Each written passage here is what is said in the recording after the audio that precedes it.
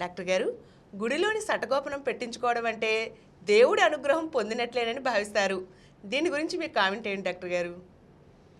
లక్ష్మి, ఈ శఠగోపురం మీద ఎంత మూఢనమ్మకాలంటే, గుళ్ళోకి వెళ్ళి ఆ గుళ్ళోకి దేవుడికి నమస్కారం పెట్టిన తర్వాత ఆ పూజారి అనేవాడు ఆ నెత్తిన పెడితే తప్ప ఆ గుళ్ళోకి వెళ్ళి మనం దేవుని పొందేట్టుగా భావించడం.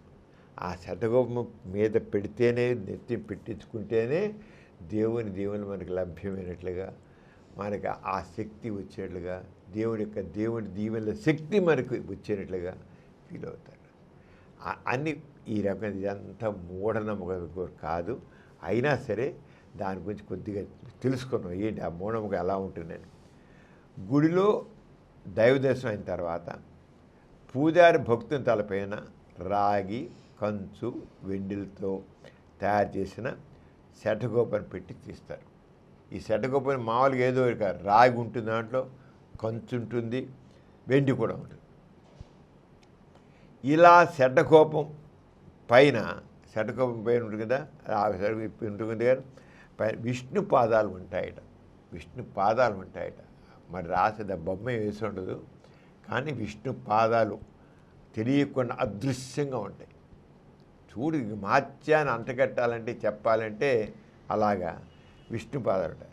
శఠగోపాన్ని తల మీద ఉంచి తీయడం వల్ల శరీరంలో విద్యుత్తు శఠగోపంలోకి ప్రవేశించి శరీరంలోని అధిక విద్యుత్తు బయటికి పోయి మనసు తేలికపోతుందని, అలా విద్యుత్తు సహజత్వం ప్రకారం శరీరానికి లోహం తగిలినప్పుడు విద్యుద్ధావేశం తిరిగి ఎంతో ఆరోగ్యాన్ని అనుగుతుందని, తద్వారా మనసులోని ఆందోళన, ఆవేశం తగ్గి ఆరోగ్యం చేకూరుతుందని అంటారు. అంటే మన శరీరంలో ఒక పనికిరాని విద్యుత్ ఉంటుందన్నమాట, ఓవర్గా ఉంటుందన్నమాట. అది ఇలా పెడితే అది లాగేస్తుంది. అలాగే దేవుడిది కూడా అక్కడ వస్తుంది, ఆరోగ్యం కూడా వస్తుంది. దానికి అది లాగేస్తుంది, లోహం కదా, ఆ లోహం ద్వారా అది లాగుతుందండి. దీంట్లో ఐరన్ కూడా బాగుంది. తుప్పు వీడు కేవలం రాగి, కంచు, వెండి అన్నాడు. లాగాలంటే మరి ఇనుము కూడా ఉండాలి. ఇనుము కూడా పెడితే బాగుండేది. ఇనుము ఉంటే చక్కగా లాగుతుంది, ఇంకా ఎక్కువ లాగుతుంది. మరి ఏంటో వాళ్ళు అంత ఇనుము పెడితే ఇంకా బాగుండు. టింగి నెత్తి తగిలితే టంగా అనిపిస్తుంది శఠగోపం బాగా. మరి శరీరంలో విద్యుత్ బయట రావాలంటే ఐరన్ అయితే పడామని లాగేస్తుంది అంతే. అంచేత ఎక్కడ శఠగోపం చేయించుకునే వాళ్ళు చేయాలంటే ఆ ఇనుముతో చేసింది మంచిది. ఇనుముతో చేసిన శఠగోపం మంచిది. నెత్తి బరువు పెడితే చక్కగా ఉంటుంది. అసలు నిజం ఏంటంటే ఇది కేవలం అపోహ మాత్రమే. మన శరీరంలో విద్యుత్ లాగేది లేదు, పెట్టేలేదు, మ్యాగ్నెట్ పవర్ ఏం లేదు, అంతా ఒకటి. శరీరంలో ప్రత్యేకంగా విద్యుత్ ఉండడం, అది దాని సహజత్వం ప్రకారం లోహాలకు ఆకర్షించబడి బయటకు పోవడం ఉండదు. వ్యక్తిలోని భావోద్వేగాల ఆందోళన, ఆవేశాలు విద్యుత్ అధికమవడం వల్ల చేయకూడదు ఒట్టిది. మన శరీరంలో మనసులో అనేక రకమైన భావోద్వేగాలు వెళ్తాయి. రకరకాల కోపం రావచ్చు, ఆవేశం రావచ్చు, ఇంకోటి కావచ్చు, లేకపోతే ఇంకో రకంగా భావాలు అనేక రకాలుగా మనకి మానసికంగా జరగచ్చు. అవన్నీ ఈ శఠకోపం పెడితే బయటకు పోతాయా? ఎక్కడ పోతాయి? ఎలా పోతాయి? అది బ్రెయిన్లో తయారయ్యే ఉత్పత్తి ఇవన్నీ భావాలన్నీ కూడా. ఆవేశం, ఆందోళన, కోపం అనేవి వ్యక్తి నెగిటివ్ ఎమోషన్ సంబంధించినవి. మనకు ఆవేశించడం కావచ్చు, ఆందోళన, కోపం అనేవి మనలో నెగిటివ్ ఎమోషన్స్ సంబంధించినవి. పాజిటివ్ ఎమోషన్స్ అయిన ప్రేమ, కరుణ, దయ, మంచితనం వంటివి పెంచుకుంటూ నెగిటివ్ ఎమోషన్స్ తగ్గించుకుంటే వ్యక్తిలో పాజిటివ్ యాటిట్యూడ్ డెవలప్ అవుతుంది. అంతేగాని శఠకోపం పెట్టుకుని పోవు.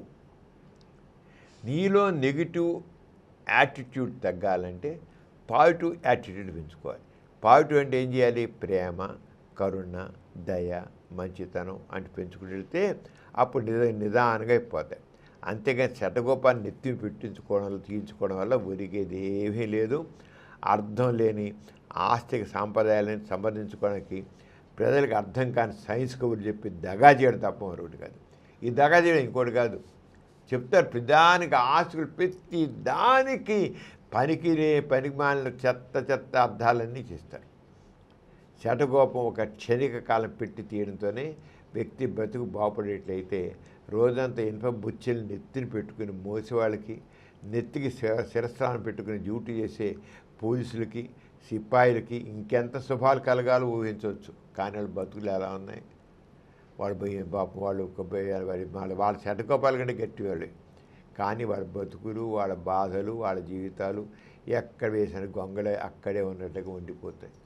ఆస్తి సాంప్రదాయాల్ని సైన్స్ పేరు సమర్థించుకోవడం సూడో సైన్స్ తప్పకూడదు. సూడో సైన్స్ అంటే ఒకటి అర్థం లేదు సైన్స్. సైన్స్ సైన్స్ అనిపిస్తే సైన్స్ కాదు, కేవలం బూటకు కవుళ్ళు. అంచేత శటకోపం గురించి చెప్పేవన్నీ కూడా అర్థం లేనివి, దానిలో ఏమీ లేదు. అసలు దేవాలయం అసలు దేవుడు అనేవాడు లేడు, ఆ దేవుడి మహత్యం అనేది లేదు, ఈ శటకోపం మీద ఒరిగేది లేదు. ఈ కార్యక్రమం మీకు ఎంతో నచ్చింది కదా.